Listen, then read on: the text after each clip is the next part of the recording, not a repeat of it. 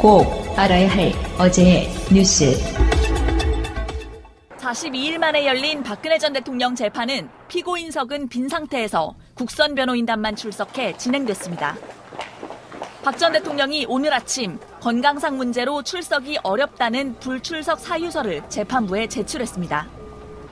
또 구치소 측은 박 전 대통령이 재판에 출석하지 않겠다는 의사가 명확해 강제로 데려오기 곤란하다는 보고서를 재판부에 보내왔습니다.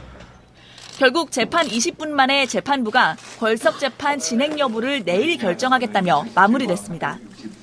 다만 재판부는 박 전 대통령에게 걸석 재판을 할 경우 방어권 행사에 불이익이 있을 수 있다고 알린 후 심사숙고할 시간을 주겠다고 했습니다. 형사소송법상 구속된 피고인이 정당한 사유 없이 출석을 거부하고 교도관에 의한 인치도 불가능하면 걸석 재판을 할 수 있도록 하고 있습니다. 오늘 처음으로 법정에선 국선 변호인은 변호사 경력 31년 차인 조현권 변호사부터 6년 차 박승길 변호사까지 5명입니다. 국선 변호인들은 변호인단에 선임된 뒤 박 전 대통령에게 접견을 원한다는 서신을 3번 보냈지만 한 번도 접견하지 못했다고 설명했습니다. 박 전 대통령이 원하지 않으면 무리하게 접견을 시도하지 않겠다는 입장도 밝혔습니다. 저희가 일방적으로 찾아가는 것은 좀 너무 갤리잖아요. 지난달 25일 선임된 국선 변호인단은 이달 초 12만 쪽이 넘는 사건 기록을 넘겨받고 20여일 동안 재판을 준비해왔습니다. 일부 매체의 태블릿 PC 흠집 내기는 집요하게 이어져 왔습니다. JTBC가 입수 경위를 밝히고 검찰과 특검이 태블릿 PC가 최순실 씨 것이 맞다고 발표한 뒤에도 계속됐습니다. 미디어워치 변희재 씨가 주도한 데 이어 월간조선 편집장 문갑식 씨도 가세했습니다. 특히 태블릿 PC의 포렌식 보고서를 근거로 한 주장들은 악의적 접근이거나 보고서를 제대로 해석하지 못했기 때문인 것으로 드러났습니다. 대표적인 게 JTBC와 검찰이 태블릿 PC에 새로운 파일을 만들었다는 주장입니다. 하지만 해당 파일들은 취재와 수사를 위해 태블릿 PC 안을 확인한 흔적일 뿐 새로운 내용이 생긴 게 아니었습니다. 태블릿 PC에서 박 전 대통령의 드레스된 연설문이 처음 열린 때가 지난해 10월 18일이라는 억지 주장도 폈습니다. 하지만 보고서에도 해당 연설문은 최 씨가 사전에 받아본 시점인 2014년 3월 27일에 태블릿 PC에 다운로드된 것으로 돼 있습니다. 검찰이 지난달 국정감사에서 태블릿 PC에 조작이 없었다며 증거 능력까지 재확인했지만 변 씨 등은 멈추지 않았습니다. 검찰과 특검, 태블릿 PC 안의 연설문을 증거로 인정한 법원에 이어 국가수의 결론까지 나오면서 이런 주장들은 JTBC에 대한 분명한 명예훼손이자 국민에게 혼란을 줄 수 있는 악의적인 행위였다는 것이 명백해졌습니다. JTBC는 검찰과 국가수 결론을 바탕으로 의도적으로 왜곡된 태블릿 PC 조작서를 제기해온 개인이나 단체에 민형사상 책임을 묻는 법적 대응에 나서고 앞으로 제기하는 개인이나 단체에 대해서도 마찬가지로 법적 대응에 나서겠습니다. 방송 중간에 좋아요를 눌러주시면 새날팀들에게 큰 힘이 됩니다. 미리 감사합니다. 트위터가 진짜 언론입니다. 예, 새로운 한 주가 시작됐습니다. 11월 27일 월요일 방송 시작하겠습니다. 자, 세 분 나오셨습니다. 마차님. 안녕하세요, 마차입니다. 갑작스럽게 소개하면 좀 긴장되나요? 아니요, 어차피 순서는 돌아오잖아요. 아, 그렇군요. 자, 야스님. 안녕하세요, 야스입니다. 명종님. 안녕하세요, 이명종입니다. 예, 어서 오시고요. 자, 바로 출발하겠습니다.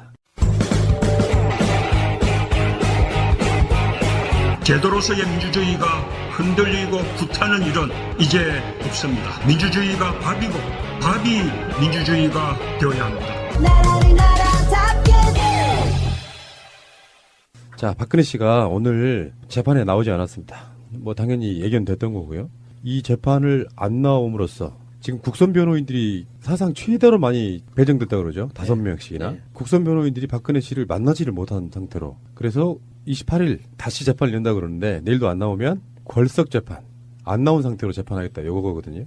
앞으로 특정한 시점 또는 어쩌면 영원히 박근혜 재판은 걸석 재판이 될 가능성이 높다. 걸석 재판하면 본인한테 불리한 거 아니에요? 엄청 불리하죠. 재판부는 가장 먼저 보는 게 반성, 예. 두 번째, 초범이냐 아니냐. 이게 굉장히 중요하거든요. 저는 이 기사를 보고 갑자기 생각난 영화가 있어가지고 찾아봤어요.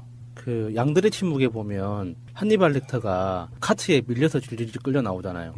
이 가면 쓰고.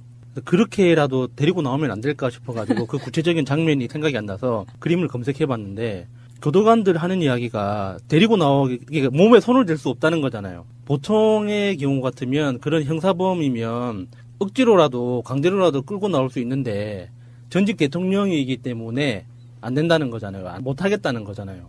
너무 속상하더라고. 사람들 왜 이렇게 순진해. 그냥 데리고 나오면 안 될까요? 원래 재판이라는 게 아주 큰 틀에서 보면 되게 단순한 원리를 갖고 있어요. 검찰은 어떤 특정한 피의자, 혐의를 갖고 있는 사람에 대해서 자기들 입장에서 수사를 해요. 그 수사한 결과가 사법부 재판장에게 이러이러한 죄를 묻고자 하는데 어떻게 생각하십니까 이거야. 검찰이 생각하는 이 사람의 합당한 형량은 얼마라고 하는 게 구형이잖아. 그것을 재판부가 전체적으로 다 들어보고 니들이 좀 과했어 뭐 등등의 판단을 내린 뒤에 재판부 나름대로 합당한 형량을 내려주는 거거든요. 그게 이제 재판이라고 하는 것의 의미인데 죄를 지은 사람이 재판장에 안 나와. 그러면 재판하는 사람 판사 입장에서는 어떤 경우도 이 사람의 입장을 들어줄 만한 게 없는 거예요. 변명이라도 하라는 거잖아. 네. 지금 그거 안 하겠다고 하는 걸 보면 이걸 이제 이름하여 정치투쟁이라고 하는 거죠. 박근혜는 뭐 전에도 얘기했지만 두고두고 이거를 정치 탄압 프레임으로 계속 몰고 갈 거고요. 그리고 인권 침해 문제다라는 걸 계속 물고 늘어질 거고 아마 이렇게 갈 겁니다. 그러면서 박근혜가 전에도 그런 그 프레임을 갖고 움직이기는 했는데 그 프레임이 뭐냐 하면 탄핵을 당했잖아요. 탄핵을 당했는데도 불구하고 자기가 본인이 스스로 인정을 안 해요. 난 탄핵 안 당했어라고 지금 인지부조화 상태에 빠져 있는데 그것이 그냥 쭉 이어져서 3심 법원까지 가서 유죄 확정이 돼도 나는 죄가 없어라고 계속 그렇게 인지부조화 상태로 갈 것 같아요. 구속 만료일 지나고 나서 그것을 연장하느냐 마느냐 그 사건이 있었죠. 그때가 결정적인 데미지를 준 것 같아요. 그 이후에 바로 재판 거부했잖아요. 네. 좌파들이 자기를 무너뜨리기 위해서 황당한 뭔가로 자기를 얽어맸지만 재판부는 최소한 풀어주기라도 할 거다라고 생각했던 것 같아요. 그리고 그렇게 옆에서 이렇게 조언을 했던 변호사들도 그렇게 이야기를 했을 것 같고 연타로 맞았잖아요. 예. 탄핵을 안 당할 거야라고 했는데 탄핵당했고 또 나중에 구속당했고 그리고 구속이 연장돼 버렸고 이러니까 박근혜 입장에서는 멘붕이 온 게 아닌가 이런 생각을 해봐요. 거의 정신적으로 아노미 상태라고 보는 게 맞을 것 같아요. 그리고 나서 오늘이요 검찰이 국과수에 의뢰했던 태블릿 PC가 조작된 게 아니냐 요거에 대한 판단을 내렸나 보더라고요. 국과수가 수정 조작된 흔적이 없다고 회신을 했기 때문에 이것을 이제 검찰은 증거로 사용하겠다 뭐 이렇게 되면 이제 빼도 박도 못하는 상황까지 온 것 같아요. 그 자유한국당에서 굉장히 무식한 주장을 했었죠. 이게 원래 압수 당시 없었던 파일이 계속 들어가 있다. 이게 검찰이 조작한 거다. 사실은 그 부팅할 때마다 자동적으로 생기는 로그 파일을 검찰이 조작했다고 주장했었던 거죠. 근데 많은 정황이 지금 박근혜가 유죄라는 거를 보여주고 있는 상황에서 오늘 제가 집에서 가만히 뉴스를 보는데 이런 생각이 들더라고요. 아, 박근혜가 정말 나갔다. 왜 그런 생각을 했냐면 이게 지금 코앞까지 일이 벌어지고 있는데 오늘 재판 안 나간다고 해서 그 재판이 없어지는 게 아닌데 그래봤자 내일로 미뤄진 건데 그럼 내일은 또 어떻게 할 건데 라는 생각을 하면 오늘만 산다. 네. 뭔가 내일 당장 닥쳐올 일도 오늘 계속 미루고 있는 이거는 정말 비난받아 마땅한 게 이 전직 대통령을 지낸 사람으로서 사법체계를 완전히 무시하는 거잖아요. 예. 다른 거 없어요. 그냥 정치 투쟁하는 거야. 그래서 지금 내가 봤을 때는 박근혜의 머릿속에는 MH그룹 네. 그런 데서 하고 있는 그런 투쟁들로 누군가가 나를 꺼내줄 거라고 생각하는 그 마인드 빼고는 맞아요. 재판으로는 아무것도 기대할 게 없다. 제가 아까 말씀드린 것처럼 궐석 재판이 계속 진행될 가능성이 크죠. 그러면 하루를 뭘 하면서 보낼까요? 요즘은 책도 안 본다 그러고 영어 사전도 안 본다 그러고 뭘 까먹으셨네. TV도 안 본다는데. 우리 그 국정농단 게이트 할 때 우리가 했던 이야기 중에 하나가 그분이 심취한 종교가 있습니다. 그 믿음으로 지내시면 돼요.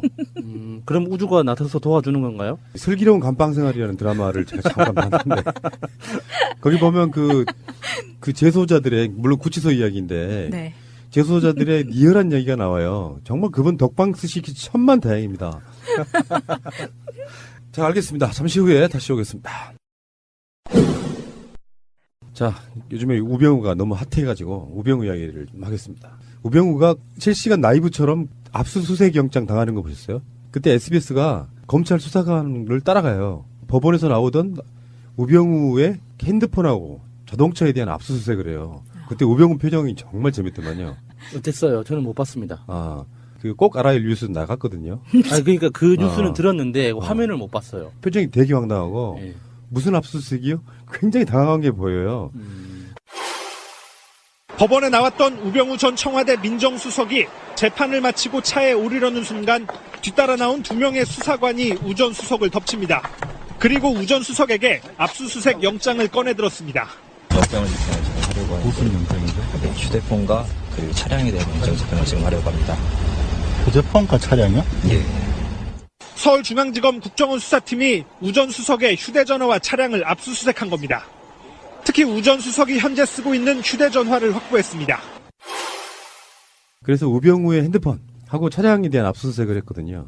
우병우 지금 2번째 빠져나갔죠. 네. 3번째는 빠져나가기 힘들 거다. 검찰 입장에서는 같은 검찰도 우병우에 의해서 컨트롤되는 검찰이 있었고, 근데 그렇지 않은 쪽 검찰 입장에서는 가장 벼르는 인물 중에 하나가 우병우일 거예요. 우병우에 대한 구속영장이 청구될 것이냐 말 것이냐. 청구되면 이번에도 빠져나갈 수 있을 것이냐 말 것이냐 이런 건데, 여기서 이제 우리가 하나 알아둬야 할 게 하나 있어요. 지금 나오고 있는 뉴스들 중에 그 당시에 국정원 제2차장이 최윤수입니다. 최윤수는 우병우의 대학교 동기 동창이에요. 그래서 우병우에 의해서 사실상 국정원에 꽂혔다라고 보시면 됩니다. 국내정치 담당하는 파트이기도 했고. 근데 실제로 나온 보도들을 쭉 보면 추명호 국장이 우병우에게 직보했다 이런 거거든요. 근데 여기서 이제 추명호가 다시 나오겠지만 이석수 당시의 감찰관 그 뒷조사도 추명호가 했다는 거거든요. 근데 이 추명호가 우병우에게 직보한 게 최윤수 패싱하고 직보한 게 아니라 2차장이면요, 사실상 공무원 직급을 떠나가지고 거의 뭐 장차관급이에요.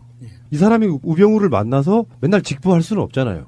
그러니까 자기 자신의 끈앞풀인 추명호를 통해 가지고 우병우에게 그걸 직보하게 만들어줬던 게 아니냐 하는 이야기가 지금 있는 거예요. 검찰은 그런 쪽으로 수사를 하고 있는 거고요. 우병우가 그 최윤수 전 국가정보원 2차장하고 수시로 통화를 했다는 거잖아요. 이게 자신들의 휴대폰으로 직접 통화를 할 만큼 용기가 있어 보이는데 우리가 보기에는, 근데 당사자들은 우병우 입장에서는 통신영장 기각이 된 적이 있잖아요. 그러니까 자신이 있었던 것 같아요. 자기는 수사받지 않을 거라는. 그렇지 않고서는 자기 핸드폰으로 기록이 남을 거고 통화 기록이 남을 게 뻔한데 그걸 알면서도 통화를 했다는 건 정상적으로 보이지 않거든요. 사실 검찰 조사 받으러 들어가면 제일 먼저 확인하는 거예요. 이미 그 사람들은 검찰이든 경찰이든 저의 통신 기록을 다 가지고 있어요. 그리고 언제 누구와 얼마만큼 통화했는지 다 아는 상태에서 그 조사를 한단 말이죠. 근데 그거를 우병우가 모를 리가 없잖아요. 실제로 검찰이 조사를 시작하게 되면은 어떤 절차를 통해서 조사를 한다는 거를 다 아는데도 불구하고 이렇게 대놓고 통화를 했다는 거 진짜 그 끝없는 자신감. 요거는 두 가지로 봐야 됩니다. 민정수석의 역할이에요. 그러니까 우병우 입장에서는 지금 그쪽도 그런 논리로 몰아가고 있거든요. 국정원에서는 민정수석에게 정보를 보고하게 돼 있다라는 쪽으로 몰고 가고 있는 거예요. 그러니까 우병우 입장에선 그게 불법성이 없다고 쉴드 치기 위한 용도로 쓰고 있는 거예요. 국정농단이 터지기 전에는 이런 일이 어떤 법적인 문제가 되겠어 생각했을 거고, 나중에는 쉴드는 다 그런 방식이에요. 추명호든 최윤수든 두 사람이 전부 다 국정원에서는 민정수석한테 정보를 올리게 돼 있다 이런 개념으로 갖고 오고 있는 거예요. 그러니까 민정수석 직책이 있을 그 당시에는 그랬다 치더라도 지금 청와대를 나와서까지 계속 그렇게 부지런하게 서로 통화를 하는 건 뭐 특별히 친했다든가 사랑하는 동기였다든가 뭐 그런 거가요? 그러면 어떻게 받아들여야 돼요? 이게 전체 사건에서 서로 혐의를 받고 있는 당사자들이 이렇게 서로 통화하는 건 누가 봐도 의심스러운 거잖아요. 그리고 우병우가 전화가 한 대였을 리가 없잖아요. 얼마 전에 국정원 변호사 자살했다고 발표된 변호사. 그 변호사도 투지폰이 2개, 스마트폰 하나였다고 하니까 우병우는 뭐 최소 5대라고 해도 놀랄 만한 일이 아닐 것 같아요. 재밌는 점은 최윤수 2차장의 와이프가 KBS 황수경 아나운서네요. 열린 음악회. 근데 이 우병우의 생각은 이래요. 페이스북에 우병우가 글을 쓰는데 압수수색 당하고 나서 바로 썼어요. 이렇게 썼네요. 오늘 휴대폰을 압수수색 당했습니다. 너무 갑작스럽게 압수를 당한 것이 황당했지만 어차피 죄가 없는 사람의 것을 압수수색해봐야 아무것도 나오지 않을 것이니 걱정이 없습니다. 다만 제 휴대폰에 자료를 조작하여 임의로 넣을 것이 걱정되는군요. 마치 태블릿 PC 조작처럼 말입니다. 요렇게 지금 생각을 하고 있어요. 근데 우병우 본인 계정 맞습니까? 네, 맞습니다, 이거는. 우병우가 페이스북 활동을 안 하다가 이번 올해 2017년도에 들었으면서 자기에 관련된 사건이 벌어지면서 계속 여기에 페이스북에 자기의 생각을 올리고 있어요. 그래요? 내가 여러분들에게 항상 드리는 말씀인데 SNS는 인생의 낭비예요. SNS를 정말 딱 목적에만 쓰기가 굉장히 힘들어요. 어쩔 때는 SNS 중독 현상이 나타나고 네. 그러다 보면 꼭 무리수를 두게 돼서 요즘에 웬만한 그 설화들은 대부분 다 SNS를 통해서 나와요. 그러니까 SNS는 하지 마시기를 강력히 권해드려봐요. 이게 도움이 안 돼요, 본인한테. 저도 사업하는 친구들한테 그렇게 조언을 합니다. SNS를 하려면 좋은 말만 해라. 그 좋은 말 외에 다른 이야기는 절대 하지 말라고. 이거 우병우 페이스북 아니에요. 패러디 계정이라고. 우병우 페이스북 계정은 진짜일까요? 제보 주시길 바랍니다. 그런데 그 최윤수 2차장이 문체부의 블랙리스트를 직접 내리꽂았다. 청와대를 거치지 않고 직거래 무슨 뭐 인터넷 상거래도 아니고 그러니까 국정원에서 2차장이 문체부에다가 청와대 거치지 않고 바로 블랙리스트를 했다. 그러니까 다들 알고 있었다는 뜻이죠. 당연히 그렇게 해도 된다는 걸 서로 암묵적으로 알고 있었다는 뜻밖에 안 되는 거죠. 국정원과 청와대가 하나이지 않고 둘이 돼 둘이지 않은 국정원 마음대로 이런 것들을 해도 크게 문제가 되지 않는 그런 상황이었던 거죠. 청와대가 있기나 했었던 건지 궁금하기도 하고요. 국정원이 블랙리스트를 이렇게 문체부에다 직접 내릴 정도면 국정원이란 존재가 이렇게 정책 결정하고 뭔가를 하는 집단이 아니잖아요. 정보 수집 집단이고 스파이 집단인데 문체부에다 직접 명령을 내린다? 이거는 거의 뭐 청와대가 있기는 하되 유명무실한 청와대였다는 걸 반증해 주는 거라고 봐요. 이렇게 볼 수도 있겠죠. 처음에 시작할 때는 앞으로는요 청와대 거치지 말고 국정원에 물어보세요. 그렇게 시작되면 그래서 거래가 시작되는 거잖아요. 지금 최윤수가 부산 고검 차장을 지내다가 국정원 2차장으로 취임할 무렵 이게 2016년 2월 달입니다.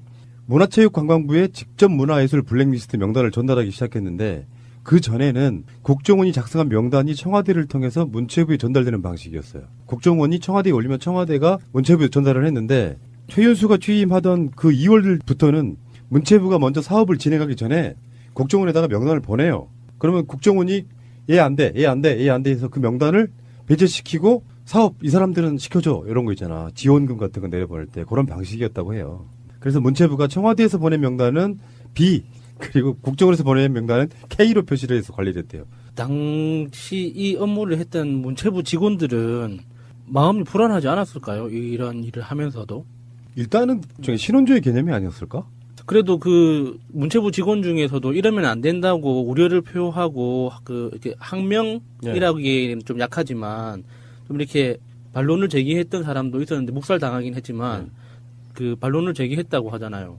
분명히 이게 불법성을 알고 있었다는 뜻인데 아무리 공무원들이 시키면 시키는 대로 한다지만 좀 불편하지 않았을까 하는 생각이 들어요. 시키면 시키는 대로 하면서 이게 불법적인 게 돼서 내가 처벌받을 거야 라는 위험성보다 지금 당장 나한테 오는 어떤 달콤함이 더 컸겠죠. 상대적으로. 그러면 그 불법성이 희석이 되죠. 나한테 오는 이득으로 인해서 돈이 온다든지 지위가 온다든지 그랬을 경우에는 무시가 되는 게 사실은 통상적이에요. 그런 부분들이. 아마도 이 담당자들은 대부분 알고 있었을 거예요. 이게 불법적인 거라는 걸. 모르고 있으면 이거는 바보죠. 원칙적으로 누가 처음부터 아주 유력한 사람이 그렇게 해도 돼라는 걸 심어줬기 때문에 가능해지는 일이잖아요. 불법적인 걸 알고 있었다면. 그럼 그게 누구였을까? 뭐 조윤선이었을까? 그 문체부로만 가도 다 마찬가지겠죠. 사실은 정말 바보들이어서 이렇게 시키면 영혼 없이 그냥 했을 수도 있다고 생각이 들거든요. 네, 아마 이게 청와대에서 직접 내려오는 B라고 표시된 문건, 국정원에서 직접 내려오는 K라는 표시된 문건이 두 라인이 쭉 내려온다고 봤을 때 이 문건들을 봤거나 아니면 지시를 받는 입장에서는 야, 이게 청와대의 뜻이고 국정원의 뜻이야. 이건 어길 수 없어라고 생각을 했을 거예요. 불법인 거는 알지만 아마도 그랬을 거고요. 그 안에서 좀 고위직책에 있는 애들은 당연히 당근 때문에 그걸 따라갔을 거고요. 이게 뭐 청와대에서 직접 내려오는데 뭐 이거 항명할 수가 없는 상황이잖아요. 대부분은. 대통령이 내렸다? 와, 대통령이 직접 지시 내렸는데 나 이거 한 방에 가는 거야. 그 사람 아직도 있어요? 이 말이 나오니까. 자, 그런데 오늘이요. 그 이석수 전 청와대 특별감찰관이 감찰에 방해받은 정황들을 증언했는데요.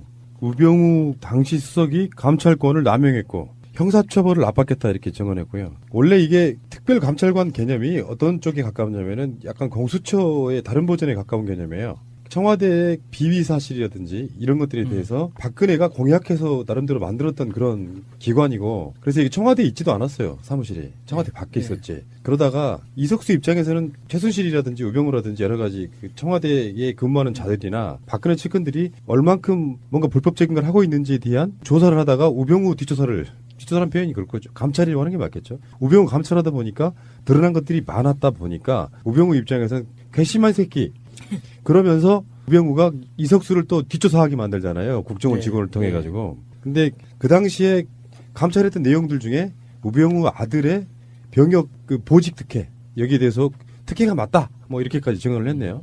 우병우 아들 그 특혜의 디테일은 많이 알려져 있잖아요. 핸들링이 좋았다. 이런 것부터 시작해서 코너링이 왜 이래? 핸들링. 죄송합니다. 그 코너링이 좋았다. 이런 것부터 시작해서 잦은 휴가, 근무 일수하고 휴가 일수하고 안 맞는 이상한 정황들 그런 게 많이 있었죠. 그리고 이제 우병우 그 처가의 회사 이름 있잖아요. 정강. 이 정강에 대해서도 조사를 하려고 했는데 민정수석실하고 경찰 등이 제지를 했다라고 해요. 현재도 사법부에는 최소한 우병우의 라인이 있을 것이다라고 의심받을 정도로 우병우는 청와대 민정수석이라는 지위를 이용해서 사실상의 소통령 이런 느낌이었던 것 같아요. 주요 정보기관, 국정원과 검찰, 경찰 이런 데를 다 사실상 장악하는 상태. 민정수석이라는 사실상의 검찰, 경찰, 국정원 이런 데 모든 라인을 자기가 쥐고 있을 수밖에 없는 사람이기 때문에 이 사람이 권력을 부리면 대통령을 위험에 빠뜨릴 수 있다고. 네. 지금 현재 민정수석은 조국 민정수석이잖아요. 이런 분들은 본분에 맞게 권력으로서가 아니라 대통령의 참모로서의 역할에만 충실하는 거. 그 차이가 좀 있을 거라고 보는 거거든요. 민정수석이 무슨 뜻인지 아세요? 민심을 살피는 그런 뜻 아닌가요? 맞아요. 예. 그런 이유로 만들어졌어요. 예. 근데 나중에는 그게 변질이 되죠. 민심을 독점하는? 사찰하는 걸로 변경이 되죠. 네, 그렇지. 사찰 같은 걸 포함하고 모든 사법 권력들을 다 모아주는 뭐 이런 정도. 사실은 민정수석이라는 개념이 정말 민심이 어떻게 돌아가는지 그거랑 사법 권력을 장악하는 거하고 무슨 상관이 있을까 이런 생각도 좀 해봐요. 그래서 그 자리에는 보통 검사 출신들이 떡하니 앉아가지고 그래서 검사 출신이 아닌 사람이 지금 현재 민정수석 하고 있는 것도 사실 이례적인 일이에요. 저번에 왜 이명박 쪽에서 다스 문제네 뭐네 얘기가 나오고 있을 때 가장 먼저 이명박이 찾은 인물이 누구냐면 이종찬이라고 이명박 때 민정수석했던 사람인데 그런 사람들을 불러 모아가지고 그거 물어보는 거예요. 참여정부 때 비리는 없었냐? 그런 거예요. 우병우 같은 자들, 그러니까 출세 지향적인 자들은 자기의 안위를 위해서도 특별감찰관이 감찰하고 그러면 그 사람을 또 뒷조사해버려. 놀라운 일이죠, 사실 알고 보면. 예. 우병우가 지킬 게 많아서 점점 더 그러는 것 같은 게 아까 말씀하신 정강 같은 경우에는 우병우와 가족들이 포함된 가족 회사잖아요. 그래서 그 회사에 대한 횡령 때문에도 잡혀져 있는 게 많았는데 원래 처가의 회사 그 삼남개발이라는 회사가 기흥에 있는 기흥 컨트리클럽을 소유하고 있는 곳이잖아요. 그곳이 기업인들 사이에서는 정말 프리미엄급으로 비싼 그린피를 내는 골프장이라고 해요. 우리나라에서 가장 비싸다는 골프장에 속하는 거죠, 이 회사가. 이 회사 자체가. 그런데 이것도 지켜야 되고 저것도 지켜야 되는 우병우 입장에서는 이렇게 갈 수밖에 없는 거죠, 지금. 그러니까 정몽준 등 재벌 출신들을 제외하고는요. 역대 공직자 중에 가장 재산이 많은 사람이 우병우예요. 그러니까 반대로 말하면 그게 뭐가 아쉽겠냐 하지만 반대로 말하면 지킬 것도 많은 거죠. 그러니까 우병우가 원래 우병우 집안 자체가 돈이 많아서 이렇게 내 거였다면 상관없죠. 조금 뜯기더라도 여기까지만 이게 뜯기고 팔 한쪽 내주고 나머지는 몸통을 가져가자 이렇게 할 수가 있는데 사실 일종의 대릴 사회잖아요. 네. 어린 나이에 사법고시 합격해서 일찍 출세 가도를 달렸기 때문에 그 장인어른 눈에 띄어가지고 이 발탁된 사회잖아요. 그러니까 자기 임무를 해야 되는 거죠. 남자로서의 어떤 좀 씁쓸함 같은 것도 느껴져요. 이렇게 고단한 삶을 살고 있는 사람. 한 번도 자기 인생을 살지 못하는 그런 느낌도 있어요. 우병우의 국정농단의 핵심은 막 빠져나갔지만 자기 자신의 장모와 최순실과의 친분 관계. 우병우는 노무현 대통령 수사하는 라인 중에 하나였었고 그래서 이제 그런 얘기를 했냐 안 했냐도 있지만 당신은 지금부터는 전직 대통령이 아닙니다. 뭐 했다는 게 우병우의 말이라고 알려져 있잖아요. 그러다가 뭐 사법고시도 막 소년급제할 정도로 빨리 합격하고 그러면서 가장 동기 중에 빠르게 치고 나갔던 사람인데 예. 근데 노무현 대통령이 돌아가심으로써 사실 우병우의 출세 가도에 빨간불이 켜져요. 그러니까 가장 먼저 검사장을 달 인물로 인식이 되어 왔지만 검사장을 못 달고 다른 동기들한테 추월당해버려요. 그러니까 검찰을 그만두고 나서 변호사를 잠깐 하죠. 한 1년 정도. 예. 그 사이에 우리 사이가 우리 재산 지켜주려고 대릴 사이로 데려왔던 저 사이가 우리 사이가 저럴 사람이 아닌데 50도 되기 전에 검찰을 나와버렸어. 네. 이런 낭패가 네. 있나 했는데 봤더니 박근혜의 최측근 중에 한 명인 최순실을 김장자가 알게 된 놀라운 뭐가 발견되는 거잖아요. 그렇다 보니까 김영한 수석 대 김기춘 비서실장 대 민정수석실로 우병우가 가게 되죠. 네. 그리고 나서 무슨 이유인지 모르지만 김영한 수석은 그만두고 나중에 뭐 돌아가셨고요. 그 자리를 바로 우병우가 꿰차는 우리나라 최고의 권력 실세, 숨어있는 최고의 권력 실세. 출세하고 싶은 자들은 다 나한테 와라. 검찰이든 경찰이든 뭐 국정원이든 어디든 간에 뭐 그런 겁니다. 예. 잠시 후에 다시 오겠습니다. 자, 국정원 이야기를 좀 더 하면요. 국정원이 검찰이 댓글 수사를 하기 한 달 전에 직원들의 대선 개입을 알았다. 저는 이 기사를 보면서 국정원 전체적으로 봤을 때 검찰 댓글 수사가 시작되기 전에 직원들은 이미 대선 개입을 알았다는 의미는 아주 일부의 그 팀들만을 제외하고는 사실 비밀로 했다는 저는 의미로 받아들이거든요. 저는 제가 알기로는 국정원이라는 조직 자체가 철저하게 칸막이 방식으로 운영이 되기 때문에 그 10년 넘게 국정원에 다니면서도 서로를 모르는 경우도 많아요. 그래서 정말 남처럼 그래서 뭐 알고 보니 국정원 선배였다 뭐 이런 경우도 많고 하니까 이게 언뜻 보면 물타기 기사처럼 보일 수도 있죠. 이게 전체적인 국정원의 어떤 전체 조직 전체의 책임이 아니라 일부의 책임이라고 물타기 하는 것 같은데 사실은 대선 개입 자체가 원장선 그리고 그 대통령하고 이제 공모했다는 지금 혐의를 받고 있기 때문에 이게 이런 식으로 물타기 할 만한 건 아닌 것 같아요. 검찰 수사 결과로는 국정원은 2013년 3월 진상 재확인 차원의 감찰을 통해 85명의 직원이 댓글 활동에 관여한 사실을 파악했습니다. 1인당 적게는 10개에서 많게는 60개의 아이디를 사용해서 일일 평균 댓글 23건과 트위터글 62건을 작성한 사실을 확인한 것입니다. 그게 이제 검찰이 국정원 특별수사팀을 꾸리기 한 달 전이었다고 그러고요. 그게 4월 18일이었습니다. 2013년. 그때 이제 그 최동국 검찰이 윤석열 수사팀장 등등을 해서 이렇게 만들었던 바로 그 팀이고요. 근데 대선 개입 수사팀 뒷조사를 해요, 또. 이게 우리가 예상했던 대로예요. 국정원이 아까 이석수와 우병우의 관계랑 똑같은 겁니다. 네. 국정원 수사하려고 하니까 또 국정원이 이 사람들 뒷조사하는 어떤 경우에는 여기에 파견돼 있는 검사가 조부의 고향이 어디냐 이런 것도 문제 삼고요. 지시사항 중에는 건전 성향의 법조인으로 수사팀을 교체해야 된다 뭐 이런 식의 의견도 남기고요. 아, 진짜 건전이라는 이 말이 이렇게 오싹하게 들리는 거 처음이었어요, 진짜. 맹목적으로 총성할 자들을 네. 찾아라 이런 뜻이었겠죠. 똑같아요. 이명박 때 왜 고향도 우리 편 쪽으로 뽑아라 해서 호남 사람들 배제한 거랑 똑같은 원리입니다. 이게 그 건전이라는 단어가 들어가는 걸 깊이 봐야 되는데 건전이라는 단어는 70년대부터 청와대에서 사용한 그리고 국정원의 전신에서 사용한 단어예요. 건전가요 이런 말들이 많이 나왔었죠. 예전에는. 그런 것처럼 이게 70년대 박정희 3공화국 시절에 사법부에 들어가기 위해서 사법고시를 보면은요. 탈탈 이런 것처럼 조부가 아니라 외조부까지 탈탈 털렸어요. 그래서 신원조회를 해서 거기에 통과된 사람만 들어갔거든요. 그게 이제 80년대를 지나면서 80년대 말이 지나고 90년대가 되면서 거의 완화가 됐는데 박정희 시절에는 이렇게 했었어요. 전체를 다. 그거를 다시 도입해서 똑같은 자격 기준을 갖고 온 거죠. 2010년대에 이걸 갖고 와가지고 그 적용해서 자기들 옆에서 자기를 지켜줄 수 있는 검사들로만 수사팀을 만들려고 했던 정황이고요. 이거 뭐 북한 특수공작원 뽑는 거랑 똑같네요. 아, 정강철 씨 거기서 들었던 것 같아요. 그 윤석열 당시 수사팀장에 대해서 평가가 되게 재밌어요. 통제가 안 되는 사람.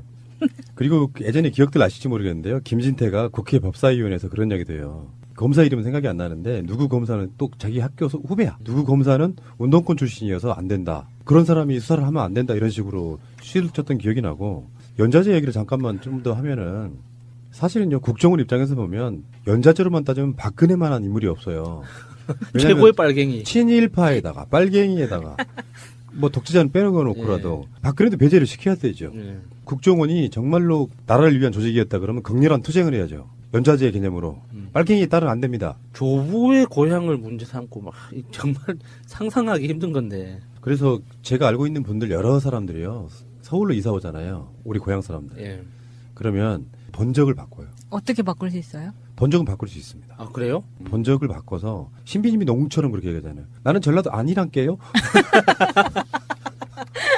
제 본적이 전라도거든요. 네. 전라도 해남군으로 되어 있는데. 근데 말투는 경상도야. 나 서울말 아니에요? 본적을 바꾸는 건 내가 이제 가족들하고 관계가 쭉 있잖아요. 부모님하고의 관계가 쭉 있는데 내가 여기서 세대 분리를 하잖아요. 예. 세대 분리를 해서 따로 나오면 본적을 만들 수 있어요.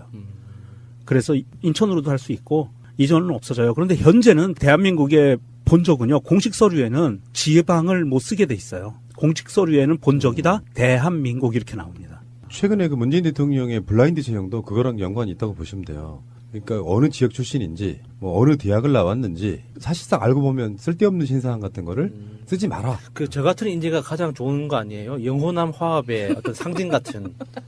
이래 내 본관 안동이야. 해년마다 그쪽에서 행사를 한다고. 그렇게 따지면 저 같은 경우에는 한중 친선을 위해서 중국에서 온 성씨니까. 그래요? 네. 어디 유씨예요? 제 조상이 유방이에요. 유방. 어머 부끄러워라. 유비 유방 그 한나라 시대. 한중 친선을 위한 그 성씨네요. 저희는. 뭐 얘기 좀 많이 했는데요. 그런 게 있나 봐요. 전라도 사람들만의 비의식이 있거든요. 대표적으로 유명한 게 이병철이 전라도 사람들은 쓰지 말라고 했다. 뭐 이런 식의 이야기도 들리고요.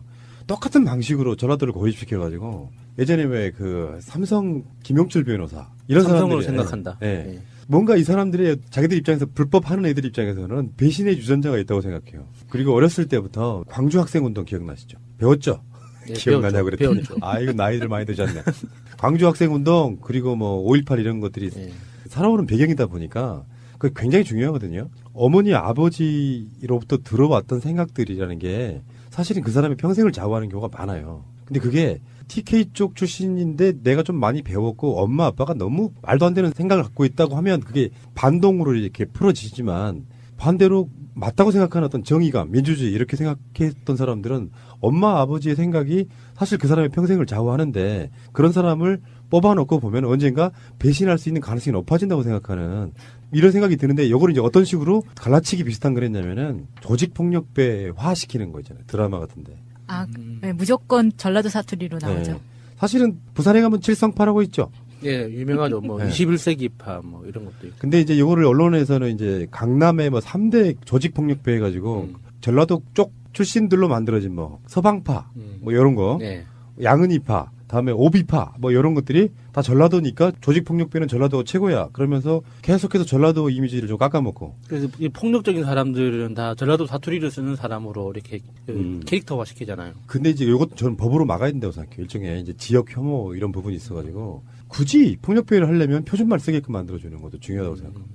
사실 그 사투리는 어느 지역에는 있는 것 같아요. 저는 부산에 살다가 올라왔을 때 서울을 기준으로 경기도 북부에 사는 사람과 경기도 남부에 사는 사람의 억양 차이를 느꼈거든요. 정말 달라요. 근데 당사자들은 모르더라고요. 그 억양이 다르다는 걸. 그래서 아, 이쪽 그 서울에도 사투리라는 게 있구나. 그런 걸 느꼈어요. 그게 이렇게 보면 돼요. 강원도가 지금 유일하게 갈라진 도잖아요. 네. 북한과 남한이. 예. 그러니까 강원도 최북단에 가면 북한말하고 비슷하고요. 강원도 사시는 분들 말투가 사실은 북한말과 가깝고 강원도 남쪽 계시는 분들 말투가 경북 말투와 가깝고 이렇게 연결이 돼요. 이렇게. 네. 그러니까 전북 정읍에 사는 친구는 거의 충청도 말이에요. 그런 식이죠. 예. 출생 지역 근데 어떻게 보면은 코딱지만한 나라에서 지역 출신 이런 건 좀 버려야 된다고 생각이 들고요. 뭐 3당 합당 뭐 그러다가 지금 현재 최소한 3당 합당 이전으로 지금 돌아왔다까지 이야기가 되고 있으니까 제발 지역적인 부분에 있어서의 어떤 서로 간의 차별, 역차별, 혐오 이런 건 없었으면 좋겠고요. 그 일베에 가면 아직도 그런 게 있다 그러잖아요. 전라도 비하 홍어, 뭐 선상님 이렇게 표현하는 거. 이거 진짜 나쁜 새끼들이에요. 진짜 생각해 보면은. 지금도 그러고 있어요. 그렇죠. 네. 가입은 못하고 간간히 들어가서 봅니다. 일베하셨어요? 자, 박근혜 정부 때에 우병우 그리고 최윤수, 추명호 이런 사람들이 사실상 유기적으로 연결돼서 국정농단의 조력자 이렇게 된 거고요. 우병우가 차에 타기 전에 압수수색 당하는 부분, 그 부분을 보고 우병우는 조만간 구속이 되겠구나. 그러니까 압수수색까지 해놓고요. 그런 얘기를 명정님 좀 해주셔야 되는데, 예를 들어서 법원이 김관진의 임건빈에 풀어주고 있는데, 풀어주는 이유 중에 하나가 증거인멸의 여지가 없고 이건 거짓말이에요.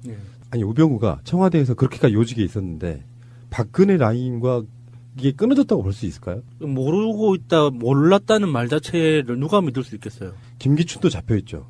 그래서 뭔가를 하기에는 너무 고령인데다가 제가 봤을 땐 사실상 왕따일 것 같고, 우병우 정도의 라인이 판사나 검사들을 아직도 움직일 수 있는 힘은 있다고 보는 거예요. 그런데 김관진 석방에 대해서도 우병우의 사법연수원 동기이자 동양 사람이라고 이야기하면 우리들 입장에서는 의심하지 않을 수 없는 게, 그런 사람들이 지금까지 국정농단에 있어가지고 우병우는 정말 쿨한 그런 자여서 동양이고 사법연수원 동기인데 이 사람하고 뭔가 라인이 없을 거라고 생각하는 게 웃기잖아요. 우병우를 잡아들여서 구속시키는 것이 굉장히 중요한 부분이 하나라고 봅니다. 예를 들어서 뭐 이런 가능성이요. A 판사가 있다고 칩시다. 영상 발부 판사인데 그 사람이 우병우랑 연관이 있을 것으로 보여요. 그럼 어떻게 해?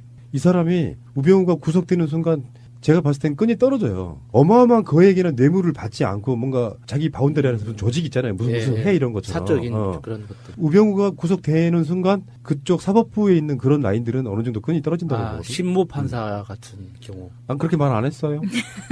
저도 누군지는 정확하게 못 들었어요. 지금 이명박 박근혜 정권에 들어와서 특히나 검찰 출신, 검사 출신들로 인해서 민정수석을 놨던 게 아까 말씀드린 것처럼 어떤 사찰이나 뭐 이런 것도 있지만, 사실은 검찰과 사법부를 조직을 장악하는 게 가장 큰 이슈였거든요. 걔네들 입장에서는. 그쪽 입장에서는 가장 큰 이슈였는데, 그러면서 사실은 정점을 찍은 게 우병우였죠. 우병우가 들어오면서 검찰과 사실은 그 국정원과 손을 잡으면서 사법부도 어느 정도 조직을 장악했다고 보는 게 타당하잖아요. 그런 상태에서 지금 계속 구속영장에 대해서 지금 사법부에서 판단을 이상하게 하고 있는데, 도주의 염려는 사실은 없어요. 그렇게 유명한 사람들이 대한민국 밖으로 도망갈 이유도 없고요. 도망갈 수도 없어요. 그리고 밀항을 한다든지 할 수도 없는 거고, 문제는 증거인멸인데, 증거인멸의 우려가 없다. 사실은 증거인멸의 길을 터주는 거예요, 사법부에서. 그렇죠. 네. 그러니까 증거인멸하라고 내보내는 거예요. 왜냐하면 얘네들이 이 피고인들 구속됐던 사람들이 행동책이나 어떤 말단 조직에 있던 사람들이 아니라 수뇌부거든요. 수뇌부를 그냥 풀어준다는 거는 그 조직에 관련된 모든 사람들을 하여금 증거인멸에 적극 가담하라는 어떤 신호예요. 그렇죠. 예.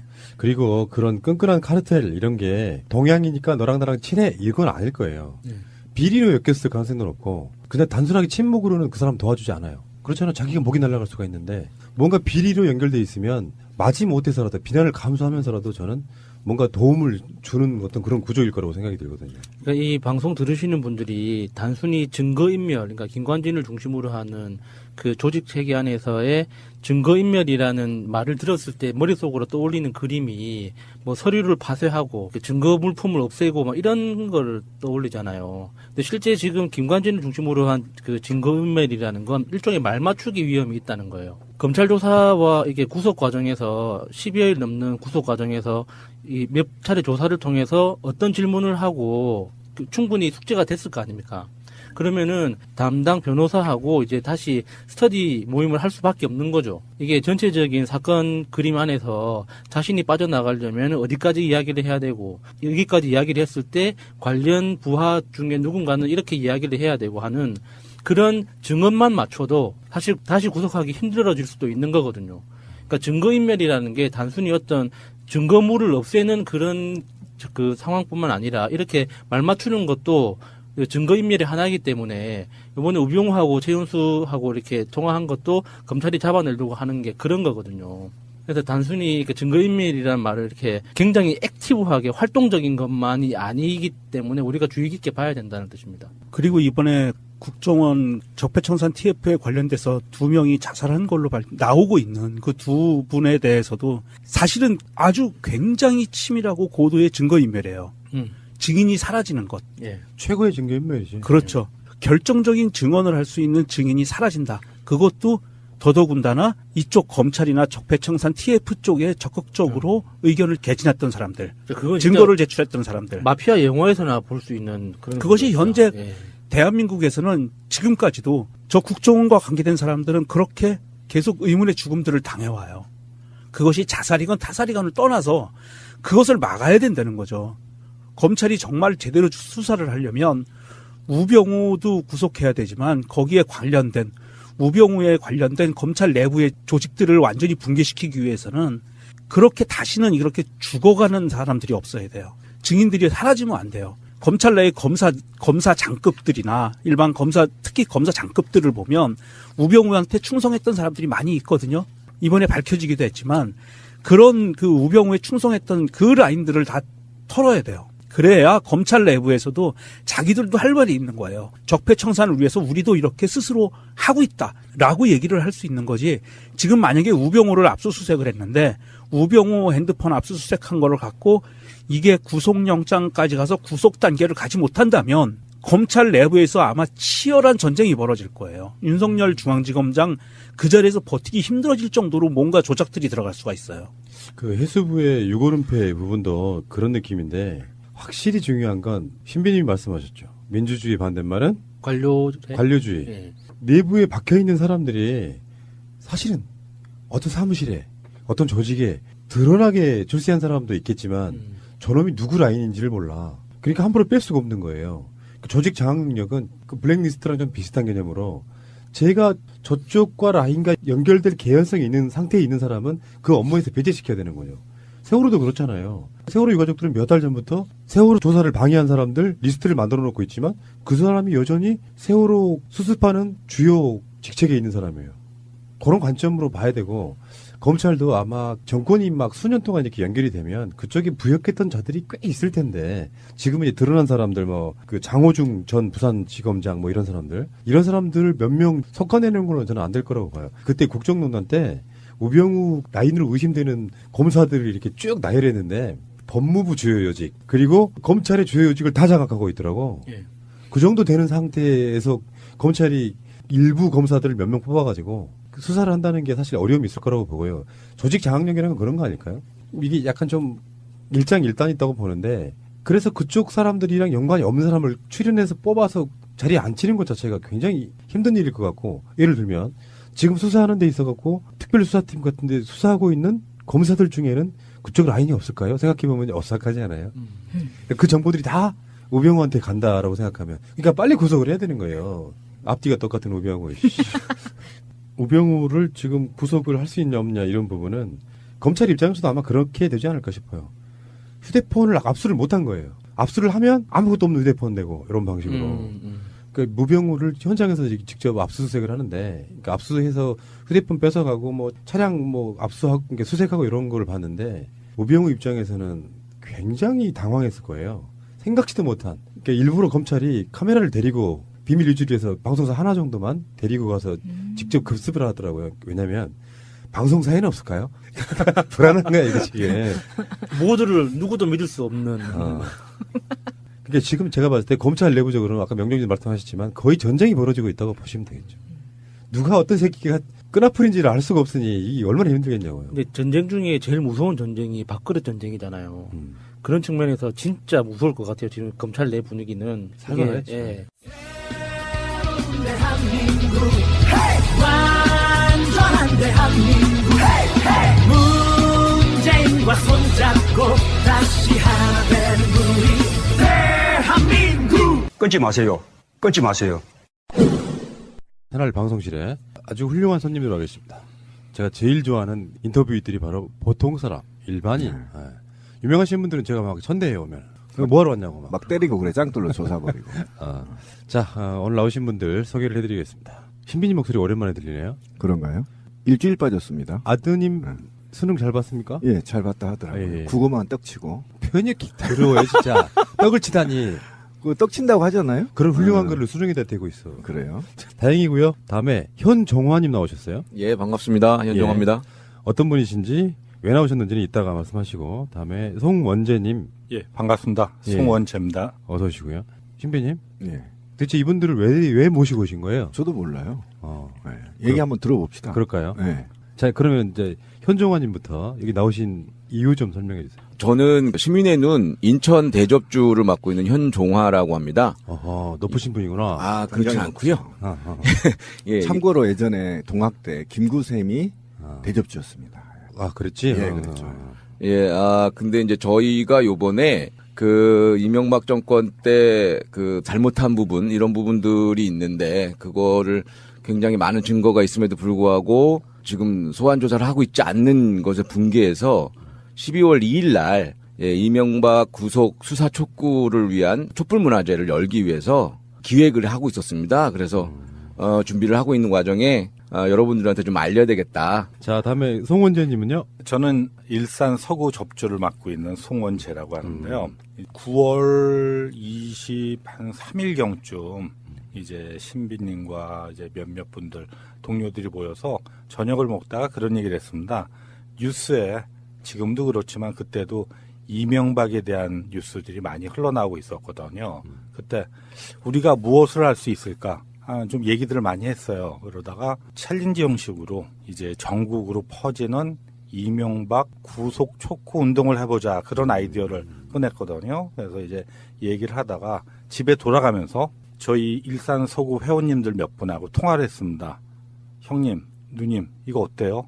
해볼까요? 근데 흔쾌히 받아주시더라고요. 그래서 그때부터 기획을 해서 10월 9일 날 일산 서구를 시작으로, 그래서 이제 일주일 단위로 이제 매주 토요일 일산 동구, 그 다음에 고양시 덕양구, 광명시, 대구, 부산, 양산, 많은 지역에서 지금 퍼져나가면서 매주 토요일, 일요일마다 전 지역에서 이명박 구속 촉구를 외치고 있습니다. 그래서 이걸 중간점검적인 차원에서 그러면은 서울에서 한번 모여야 되겠다. 그런데 지금 현재 사법부의 판단이 많이 또 의심스러운 부분들이 보여요. 그래서 서초동 법원 앞에서 우리들이 결의를 촉구를 하기를 바라는데 이제 우리 시민 문화가 많이 변동이 됐습니다. 그래서 그냥 촉구만 하는 게 아니라 모여서 추운 겨울날 모이신 시민들이 촉구만 하다 가면 너무 우리가 가엾고 불쌍하잖아요. 예, 그래서 즐기기 위해서 촛불 문화제를 준비를 하고 있습니다. 순간 긴장했습니다. 촛불만 하는 게 아니고 들어가서 멱살을 끌고 나오더라. 예, 그렇죠. 근데 시민의 눈은 이제 투표 감시, 그렇죠. 그게 주 업무시잖아요. 이분들이 왜 이명박한테 이렇게 필이 꽂히셔가지고, 물론 이게 개념 없는 질문이라는 합니다. 왜냐하면 시민이라면 누구나 다 할 수 있는 거라고 생각해요. 아, 그렇죠. 근데 특별히 예. 시민의 눈이 나선 이유가 있을 거라고 생각이 들어서 여쭈는 거예요.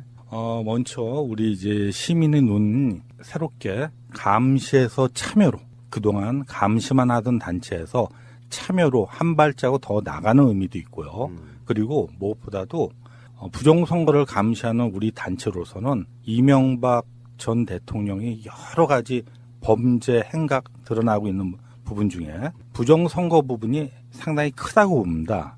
그래서 BBK 주가 조작이나 사자방이나 여러 가지 종류의 범죄들 같은 경우는 사실 최고형 해봤자 법원의 판단이겠지만은 한계가 지어지는 부분에 반해서 부정선거만큼은 커다란 중범죄이기 때문에 무기징역 이상도 구형이 가능하리라고 보는 부분이 있기 때문에 그런 부분으로 해서. 그러니까 잡자면 이명박은 부정선거로 잡으면 거의 코하다, 이게 말씀하시죠. 그렇습니다. 근데 그게 이제 그런 게 좀 있어요. 그러니까 사실은 저수지를 찾는 것도 중요하다, 우리는. 그런데 시민의 눈이 원래 일기 활동이 그 부정선거 때문에 생긴 것들, 온갖 의혹들이 있었잖아요. 아, 그렇죠. 그렇죠. 그 투표지 분류기 조작이나 이명박 정부 시절에 강남 같은 경우 투표함 파손되는 행위. 뭐 최근에 이런 게 엄청나게 발생이 돼서 부정선거만큼은 눈으로 확인하자, 이렇게 해서 이제 나온 건데, 그러다 보니까 이게 사람들이 사실은 부정선거는 헌법사범이고요. 4.19 부정선거일 때도 사형당했거든요. 추방당하고. 그랬죠. 예, 맞습니다. 그래서 이게 민주주의를 파괴하고 분열시키고, 그다음에 세대 간, 지역 간 분열시키는 게 부정선거거든요. 공무원들 동원해서. 이거는 사실은 용서할 수 없는 범죄다. 난 돈은 차후 문제다. 돈 꼼쳐 먹는 건 차후 문제고 이 사회의 근본적인 틀을 바꿔버리는 틀을 도난당하는 이런 범죄는 용서할 수 없다. 이렇게 해서 만든 게 사실 시민의 눈이었거든요. 근데 거기에서 이제 시민의 눈이 부정선거가 지금 아까 우리 단장님도 얘기했지만 부정선거가 검찰 수사가 저수지만 찾고 있고 부정선거와 관련해서 약간 소홀하다는데 그래서 이제 시민의 눈이 나설 수밖에 없는 고유의 업무고 그러다 보니까 피켓 챌린지를 처음 단장님이 제안하셨는데 송원재 단장님이 그때가 언제였죠? 9월 24일경쯤 이제 일산 동구 그렇죠. 이제 회의를 하고 나서 이제 서로 거론이 됐던 거죠. 그렇죠. 회원들이 이거 부정선거 그대로 우리가 넘어갈 수 없는 거 아니냐 이렇게 이제 단장님이 제안하셔서 최근에 보면 이 추운 날에도요. 시민들 반응이 장난 아니죠. 현장에서 챌린지 얘기 좀 해주시죠. 10월 9일 날 시작을 하고 10월 달만 하더라도 이제 이명박 구속 촉구를 하고 그리고 시민들에게 보일 때 물풍선 던지기가 그렇게 반응이 좋았습니다. 그러니까 이명박 가면을 쓴 사람이 물풍선을 맞는 퍼포먼스죠. 그러다가 11월이 넘으니까는 무척 추워졌어요. 올겨울이 무척 춥죠. 그래서 거리에서 행사를 할 때 지나가는 사람들이 이명박 구속에 대해서 얘기를 하면은 많이들 오세요. 추운데도 불구하고. 그래서 서명도 받아주시고 거기에 대해서 말씀도 해주시고 물론 지나가다가 따끔한 일침을 가하시는 어르신들도 많습니다. 나라가 큰일 난다. 이제 그런 분들한테는 이제 저희가 준비한 전단지를 꼭 손에 쥐어드리고 말씀을 드리는데 물론 이제 구기고 가시는 분들도 있지만요. 다시 돌아오셔서 그 글을 보고 서명을 하고 가시는 분들도 실제로 몇 번 뵀어요. 시민들이 정서라는 거는 지금 이명박에 대한 어떤 죄과를 벗어나서 분노가 극에 달았다고 볼 수 있거든요. 그런데 다만 그 죄과를 징벌해야 될 관이나 단체들은 전직 대통령이라는 부분에 있어서 그거는 이제 우리 시민들도 이해는 합니다. 관이기 때문에 전직 대통령은 당연히 예우를 해야 되고 그리고 정치적 해법을 찾으려고 노력을 하는 거는 인정을 하나 그 사람이 어떤 여러 가지 죄상 범죄 특히 저희 단체가 주장하고 있는 부정선거만큼은 절대 묵과할 수 없는 중범죄이기 때문에 조속히 철저한 조사를 촉구하기 위해서 저희가 여러 가지 행동을 하고 있는데 처음에 말씀드린 대로 12월 2일 날 서초동 법원 앞에서 행사를 진행하면서 검찰총장님께 이명박 구속 촉구를 요청하는 서한을 보낼 예정입니다. 수년간 18대 대선은 부정선거였다. 거기는 뭐 개표 부정 이야기도 있지만 국가기관이 총체적으로 개입된 부정선거잖아요. 그렇죠. 그 중에 하나가 이제 댓글 그 문제인데. 근데 어느 날 그런 생각을 해봤어요. 정권이 교체가 됨으로써 사실은 우리의 우려는 사라진 셈인데 악의 근원은 그대로 남아있다고 보는 부분이 있거든요. 어떻게든지 그렇죠. 매듭 짓고 가야 되는데 여러 가지 이상하게 말도 안 되는 것들로 뭔가 선거가 이상하게 찝찝하게 그 진상규명이 안 된 채로 끝나는 느낌도 좀 있고요. 그 몫을 이제 시민의 눈이 해야 되는 부분 중에 하나라고 생각이 드는데 어찌됐건 지금 이제 반동이 시작된 거예요. 김관진은 풀려났고 수법부에 의해서. 그리고 뭐 다른 사건입니다만 최경환 같은 경우는 검찰에 출두 안 하겠답니다. 이런 상태로 이제 가면 이제 저쪽 세력과 극심한 대치 상태로 가는 부분인데 이럴 때만큼은 시민들의 힘이 이제 절대적으로 필요하기 시작한 거죠. 맞습니다. 그러면 그 행사를 좀 소개를 좀 해주시면 좋을 것 같은데 언제 어디서 어떻게 모이는 행사예요? 12월 2일 오후 3시에 서초동 법원 앞에서 이제 다 모이시는데요.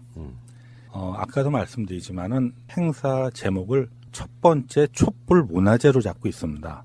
이제 우리 단체 시민의 눈은 여러 이제 회원들이 모여 있는 단체인데 단장인 저 자체도 대학교 생활 때 한두 번의 어떤 학생운동 경험 외에는 전혀 사회운동 개념이 없던 사람이었고요. 우리 시민의 눈 회원님들이 80, 90%가 그런 성향을 갖고 계신 분들이기 때문에 더더욱이나 초빙하고 오시는 시민분들, 참여하시는 시민분들에게까지 부담을 드리는 거. 우리가 이명박 부속 촉구를 위해서 촛불을 들고 모이긴 했지만은 추운 겨울날 모이신 분들 구호 외치고 검찰총장님한테 촉구 서한 전달하고 그리고 나서 이제 여러 가수분들을 초빙했어요. 물론 이제 저희 단체에서 초빙하는 분들이라 그렇게 유명한 가수분들은 아니지만 같이 대중가요도 부르고 춤추고 노래하면서 그 분위기를 즐기고요. 그리고 법원 앞부터 강남역을 경유해서 학동 이명박 대통령 전 사저까지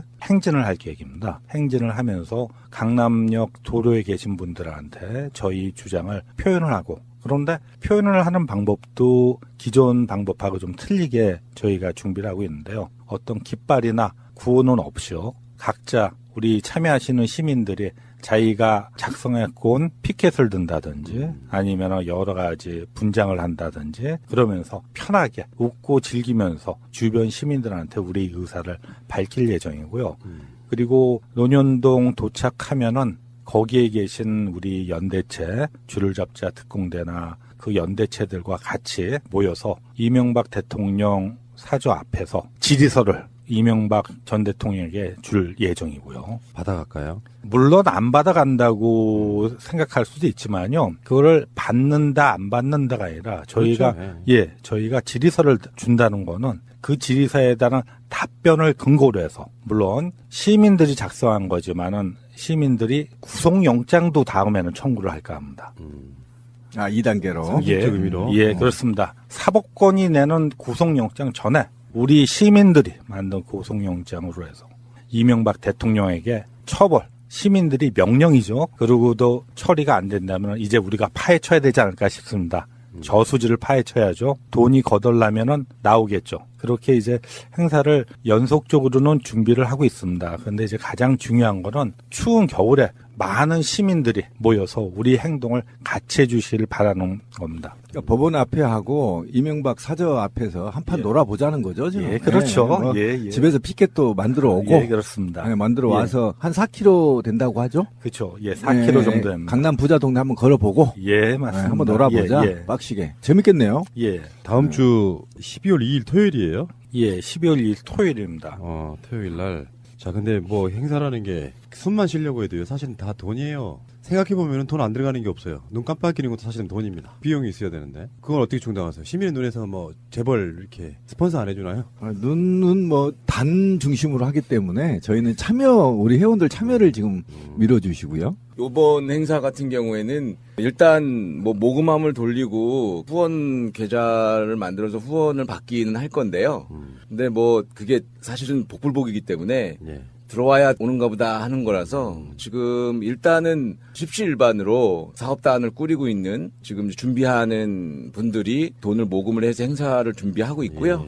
여러 군데 뭐 길거리 버스킹 하시는 분한테도 소정의 출연료 같은 건 드리지만 사실 굉장히 미비한 상태로 이제 캐스팅을 하고 있고 최대한 뭐 많이 안 들어가는 선에서 재미지게 정말 축제 같은 그런 문화제를 한번 만들어 보려고 노력은 하고 있는데 관심이 있으신 분은 후원 계좌에 관심을 좀 가져주시고 그리고 후원을 좀 부탁드리는 이런 말씀을 한번 들어보고 싶습니다.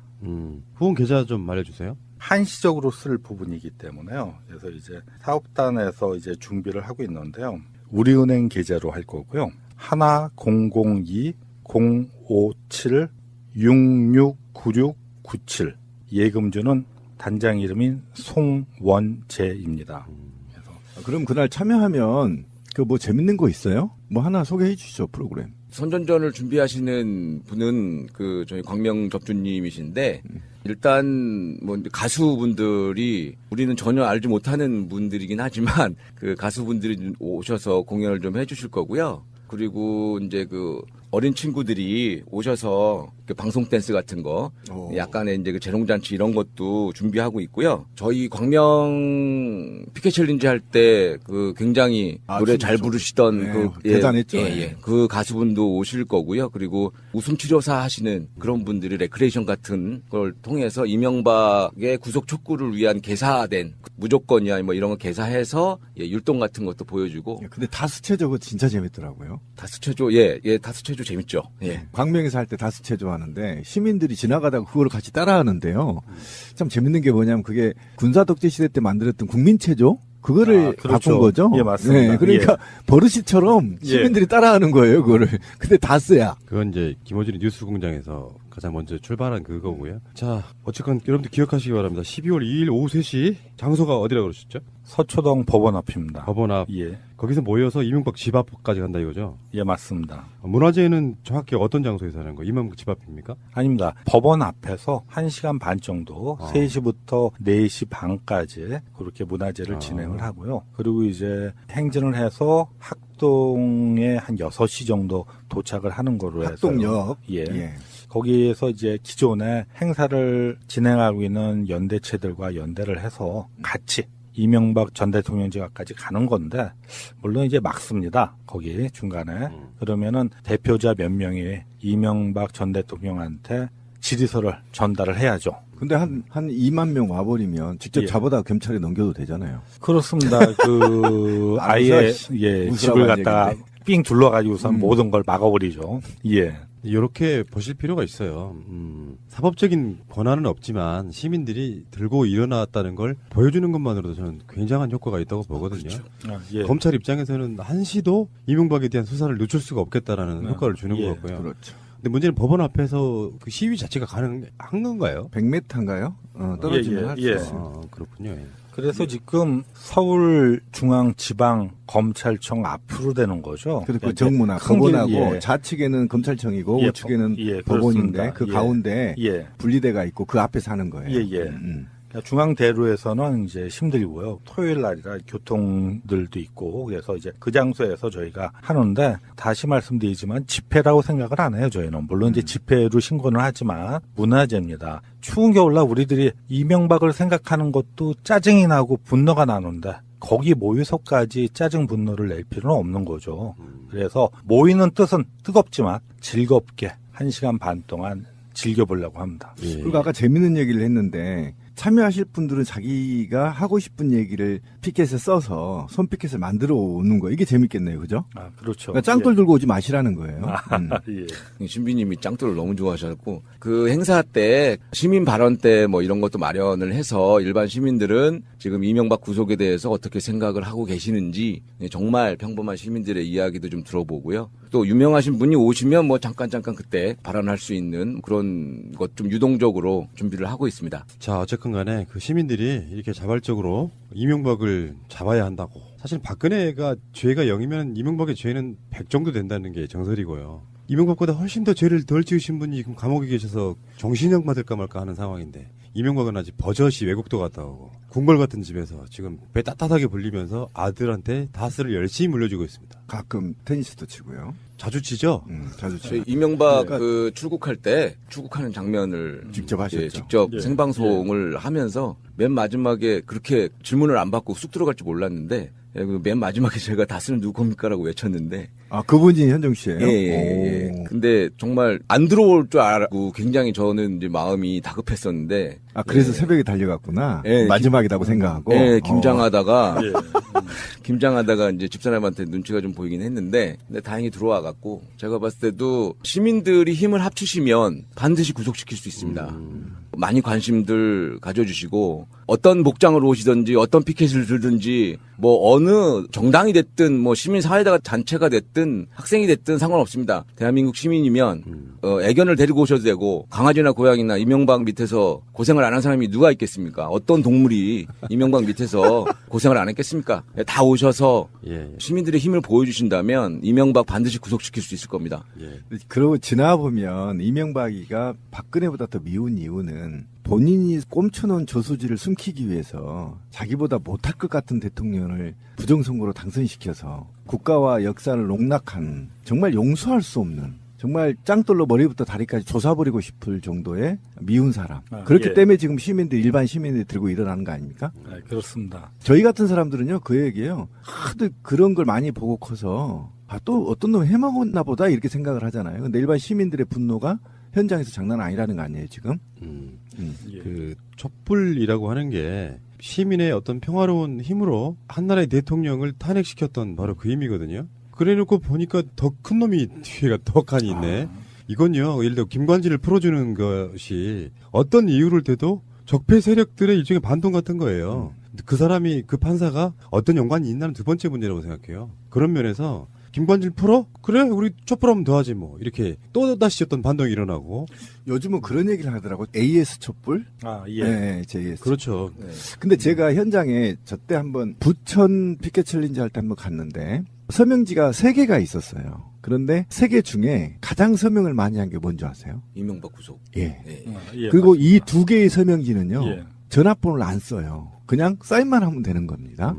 그런데 이명박 구속 서명은 자기 전화번호를 쓰는데도 종이가 없어서 못했어요. 그만큼 이명박이 지금 국민들 저변에서부터 분노가 끌어오르는데 이거는 자칫 잘못하면 제2의 촛불 일어난다. 저는 그렇게 생각합니다. 제2의 촛불 일어났잖아요, 지금. 이게 아마 제가 봤을 때는 최소 한 30만 원 모이지 않을까.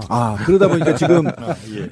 이게 1차라는 건가요? 또 있나요? 지금 이제 매주 토요일마다 행사를 계획 중이고요. 추운 겨울에 이제 계속 이제 모이시는 시민분들이 그 의지가 중요한 거거든요. 그래서 이제 계속 모임으로 해서 그 수사 진행 사항이 좀 더 활발히 되기를 바라는 거고요. 그리고 더불어 저희 이제 시민의 눈 외에도 현재 이제 학동 쪽에는 쥐를 잡자 특공대나 미권수, 문펜 등 여러 가지 이제 단체들이 시민운동도 포함돼서요. 이명박 구속 촉구를 위한 범시민연합이라는 연대체를 구성을 했습니다. 역시 훌륭해. 예.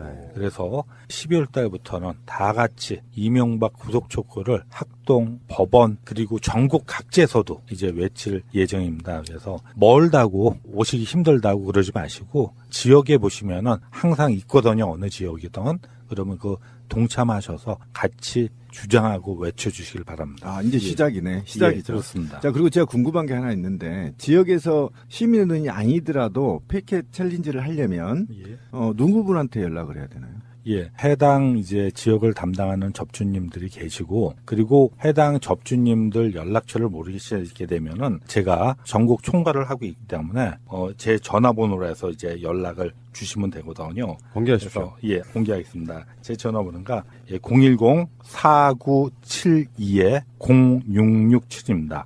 010-4972-0667입니다. 자, 연락하면 그럼 서명부랑 뭐 보내주시겠네요? 예, 당연하죠. 세트로. 보내드리고, 혼자서 힘드시다고 그러면 그 인근 지역의 시민의 회원들과 같이 하실 수 있도록 적극적으로 도와드리겠습니다. 그 전화번호만 보니까 이명박을 잡는 사고를 치겠습니다. 4972. 그러네요. 0667.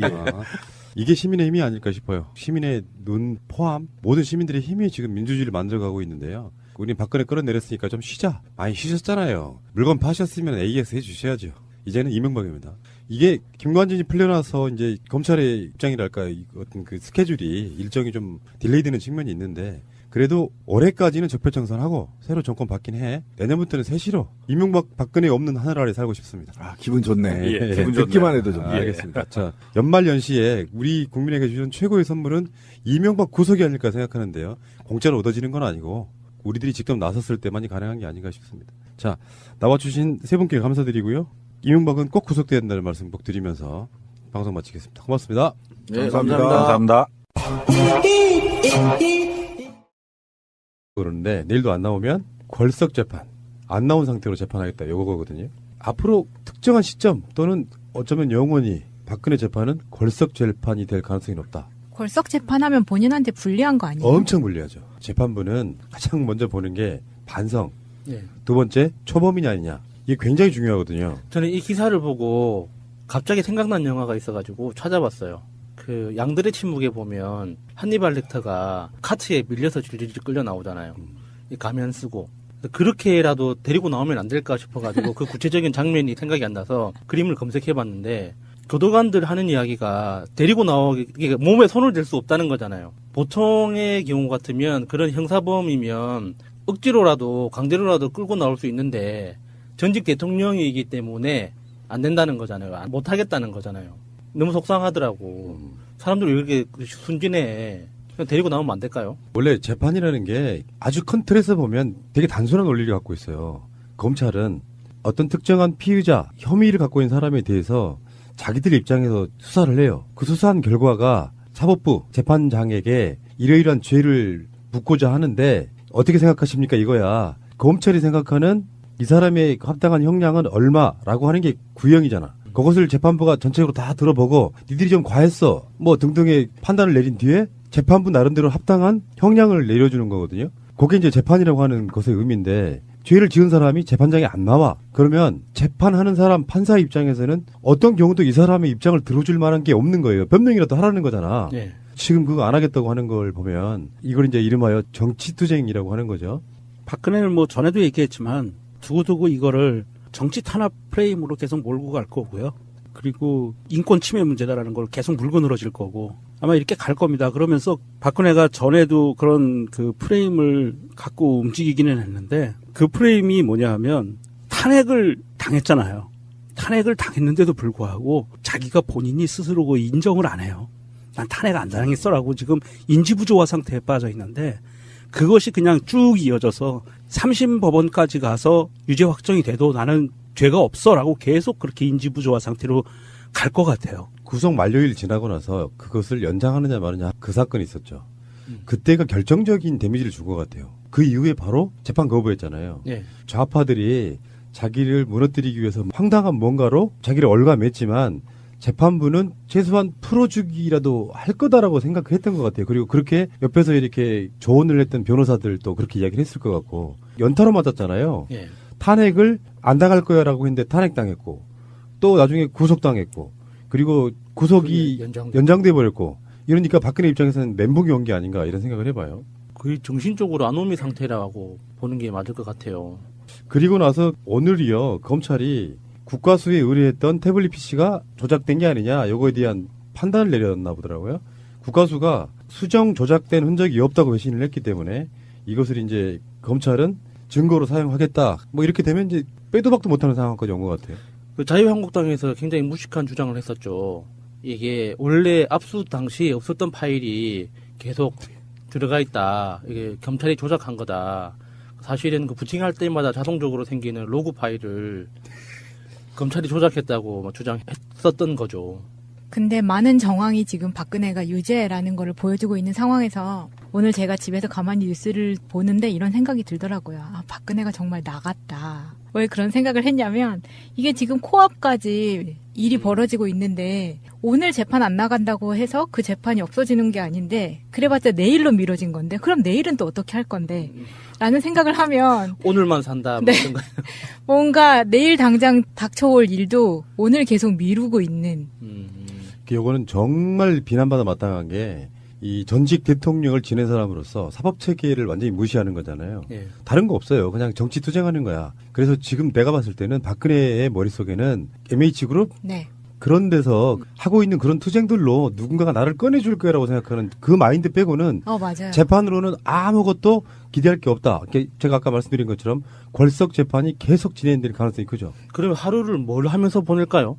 요즘은 책도 안 본다 그러고 영어 사전도 안 본다 그러고 뭘 까먹으셨네. TV도 안 본다는데. 우리 그 국정농단 게이트 걸 모르고 있으면 이거는 바보죠. 원칙적으로 누가 처음부터 아주 유력한 사람이 그렇게 해도 돼라는 걸 심어줬기 때문에 가능해지는 일이잖아요. 불법적인 걸 알고 있었다면. 그럼 그게 누구였을까? 뭐 조윤선이었을까? 그 문체부로만 가도 다 마찬가지겠죠. 사실은 정말 바보들이어서 이렇게 해시키면 영혼 없이 그냥 했을 수도 있다고 생각이 들거든요. 네, 아마 이게 청와대에서 직접 내려오는 B라고 표시된 문건, 국정원에서 직접 내려오는 K라는 표시된 문건이 두 라인이 쭉 내려온다고 봤을 때 이 문건들을 봤거나 아니면 지시를 받는 입장에서는 야, 이게 청와대의 뜻이고 국정원의 뜻이야. 이건 어길 수 없어라고 생각을 했을 거예요. 불법인 거는 알지만 아마도 그랬을 거고요. 그 안에서 좀 고위직책에 있는 애들은 당연히 당근 때문에 그걸 따라갔을 거고요. 이게 뭐 청와대에서 직접 내려온 건데 뭐 이거 항명할 수가 없는 상황이잖아요. 대부분은. 대통령이 내렸다? 와, 대통령이 직접 지시 내렸는데 나 이거 한 방에 가는 거야. 그 사람 아직도 있어요? 이 말이 나오니까. 자, 그런데 오늘이요. 이석수 전 청와대 특별감찰관이 감찰에 방해받은 정황들을 증언했는데요.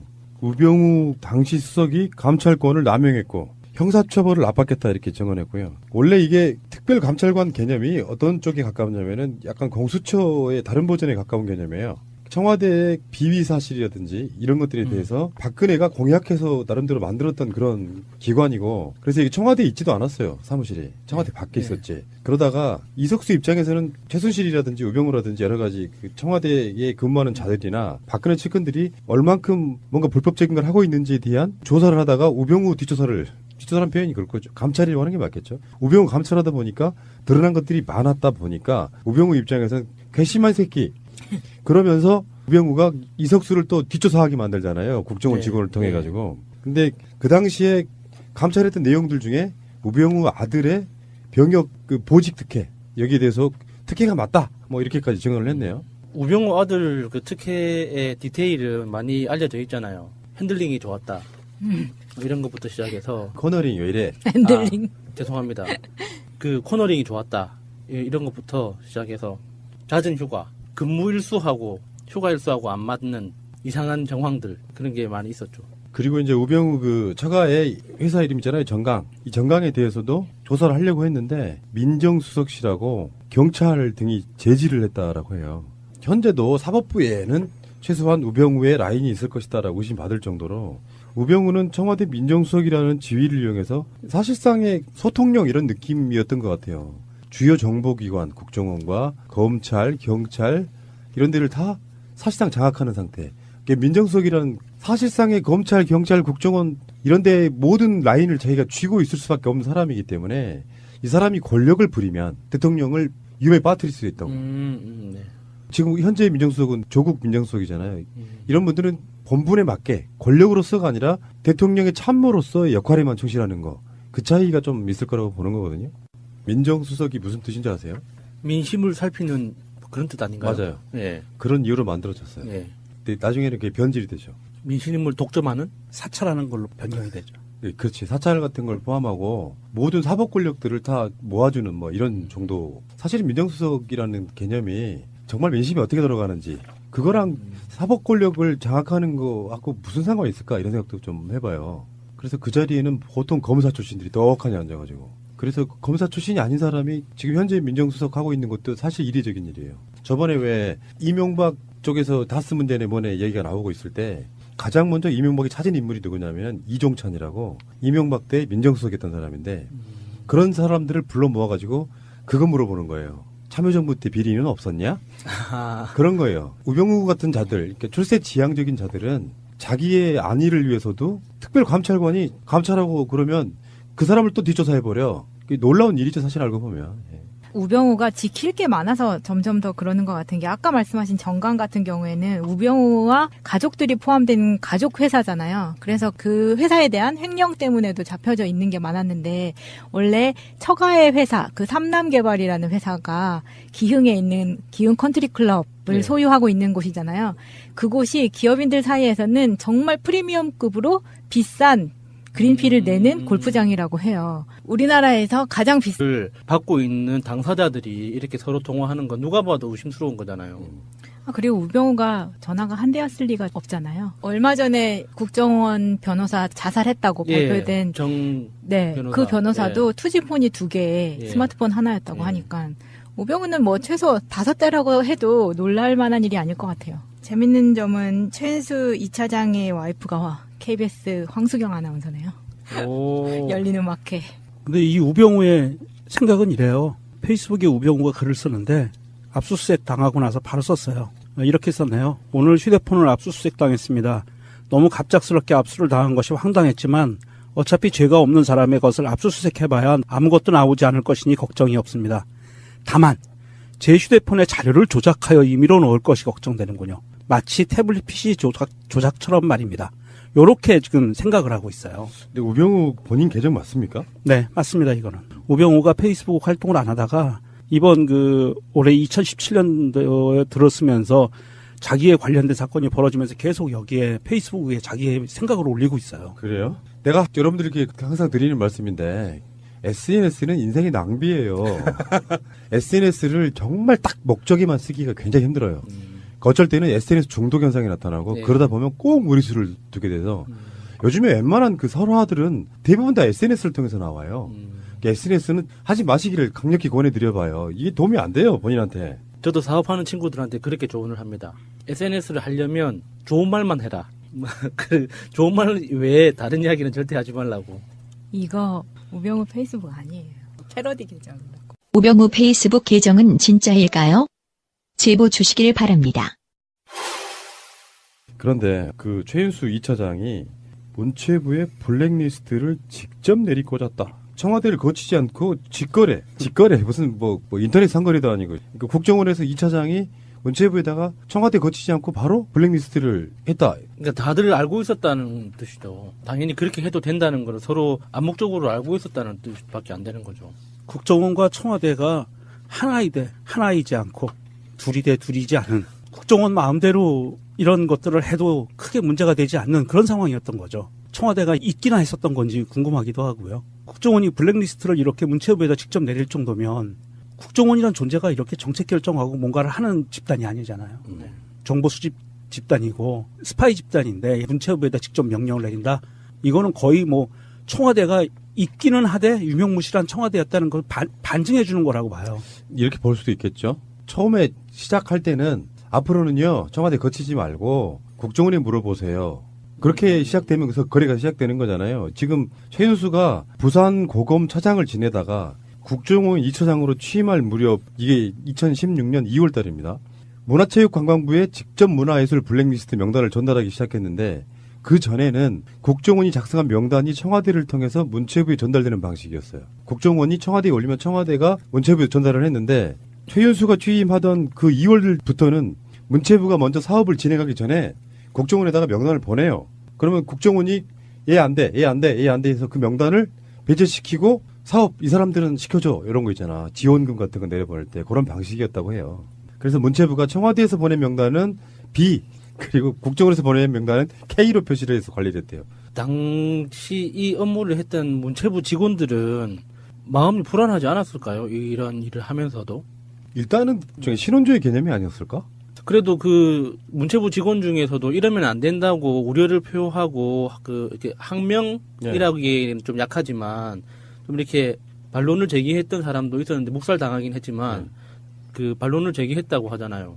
분명히 이게 불법성을 알고 있었다는 뜻인데 아무리 공무원들이 시키면 시키는 대로 한다지만 좀 불편하지 않았을까 하는 생각이 들어요.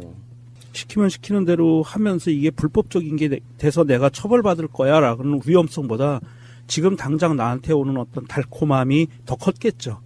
상대적으로. 그러면 그 불법성이 희석이 되죠. 나한테 오는 이득으로 인해서 돈이 온다든지 지위가 온다든지 그랬을 경우에는 무시가 되는 게 사실은 통상적이에요. 그런 부분들이. 아마도 이 담당자들은 대부분 알고 있었을 거예요. 이게 불법적인 거라는. 할 때 우리가 했던 이야기 중에 하나가 그분이 심취한 종교가 있습니다. 그 믿음으로 지내시면 돼요. 그럼 우주가 나서서 도와주는 건가요? 슬기로운 감방생활이라는 드라마를 제가 잠깐 봤는데 거기 보면 그 재소자들의 물론 구치소 이야기인데 네. 재소자들의 리얼한 얘기가 나와요. 정말 그분 덕방 쓰시기 천만 다행입니다. 자, 알겠습니다. 잠시 후에 다시 오겠습니다. 자, 요즘에 우병우가 너무 핫해가지고 우병우 이야기를 좀 하겠습니다. 우병우가 실시간 라이브처럼 압수수색 영장 당하는 거 보셨어요? 그때 SBS가 검찰 수사관을 따라가요. 법원에서 나오던 우병우의 핸드폰하고 자동차에 대한 압수수색을 해요. 그때 우병우 표정이 정말 재밌더만요. 어땠어요? 저는 못 봤습니다. 아, 그 꼭 알아야 뉴스 나갔거든요. 아, 그러니까 그 뉴스는 들었는데 화면을 못 봤어요. 표정이 되게 황당하고 무슨 압수수색이요? 굉장히 당황한 게 보여요.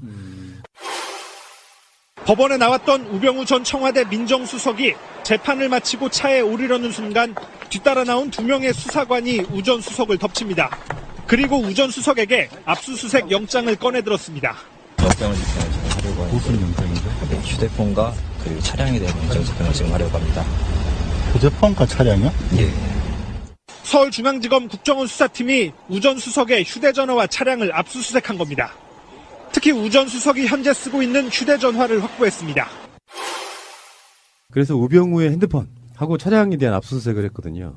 우병우 지금 2번째 빠져나갔죠. 네. 3번째는 빠져나가기 힘들 거다. 검찰 입장에서는 같은 검찰도 우병우에 의해서 컨트롤되는 검찰이 있었고 근데 그렇지 않은 쪽 검찰 입장에서는 가장 벼르는 인물 중에 하나가 우병우일 거예요. 우병우에 대한 구속영장이 청구될 것이냐 말 것이냐. 청구되면 이번에도 빠져나갈 수 있을 것이냐 말 것이냐 이런 건데 여기서 이제 우리가 하나 알아둬야 할 게 하나 있어요. 지금 나오고 있는 뉴스들 중에 그 당시에 국정원 제2차장이 최윤수입니다. 최윤수는 우병우의 대학교 동기 동창이에요. 그래서 우병우에 의해서 사실상 국정원에 꽂혔다라고 보시면 됩니다. 국내정치 담당하는 파트이기도 했고. 근데 실제로 나온 보도들을 쭉 보면 추명호 국장이 우병우에게 직보했다 이런 거거든요. 근데 여기서 이제 추명호가 다시 나오겠지만 이석수 당시의 감찰관 그 뒷조사도 추명호가 했다는 거거든요. 근데 이 추명호가 우병우에게 직보한 게 최윤수를 패싱하고 최윤수 패싱하고 직보한 게 아니라 2차장이면요. 사실상 공무원 직급을 떠나가지고 거의 뭐 장차관급이에요. 이 사람이 우병우를 만나서 맨날 직보할 수는 없잖아요. 그러니까 자기 자신의 끈앞풀인 추명호를 통해 가지고 우병우에게 그걸 직보하게 만들어줬던 게 아니냐 하는 이야기가 지금 있는 거예요. 검찰은 그런 쪽으로 수사를 하고 있는 거고요. 우병우가 그 최윤수 전 국가정보원 2차장하고 수시로 통화를 했다는 거잖아요. 이게 자신들의 휴대폰으로 직접 통화를 할 만큼 용기가 있어 보이는데 우리가 보기에는 근데 당사자들은 우병우 입장에서는 통신영장 기각이 된 적이 있잖아요. 그러니까 자신이 있었던 것 같아요. 자기는 수사받지 않을 거라는. 그렇지 않고서는 자기 핸드폰으로 기록이 남을 거고 통화 기록이 남을 게 뻔한데 그걸 알면서도 통화를 했다는 건 정상적으로 보이지 않거든요. 사실 검찰 조사 받으러 들어가면 제일 먼저 확인하는 거예요. 이미 그 사람들은 검찰이든 경찰이든 저의 통신 기록을 다 가지고 있어요. 그리고 언제 누구와 얼마만큼 통화했는지 다 아는 상태에서 그 조사를 한단 말이죠. 근데 그거를 우병우가 모를 리가 없잖아요. 실제로 검찰이 조사를 시작하게 되면은 어떤 절차를 통해서 조사를 한다는 거를 다 아는데도 불구하고 이렇게 대놓고 통화를 했다는 거 진짜 그 끝없는 자신감. 요거는 두 가지로 봐야 됩니다. 민정수석의 역할이에요. 그러니까 우병우 입장에서는 지금 그쪽도 그런 논리로 몰아가고 있거든요. 국정원에서는 민정수석에게 정보를 보고하게 돼 있다라는 쪽으로 몰고 가고 있는 거예요. 그러니까 우병우 입장에선 그게 불법성이 없다고 쉴드 치기 위한 용도로 쓰고 있는 거예요. 국정농단이 터지기 전에는 이런 일이 어떤 법적인 문제가 되겠어 생각했을 거고 나중에는 쉴드는 다 그런 방식이에요. 추명호든 최윤수든 두 사람이 전부 다 국정원에서는 민정수석한테 정보를 올리게 돼 있다 이런 개념으로 갖고 오고 있는 거예요.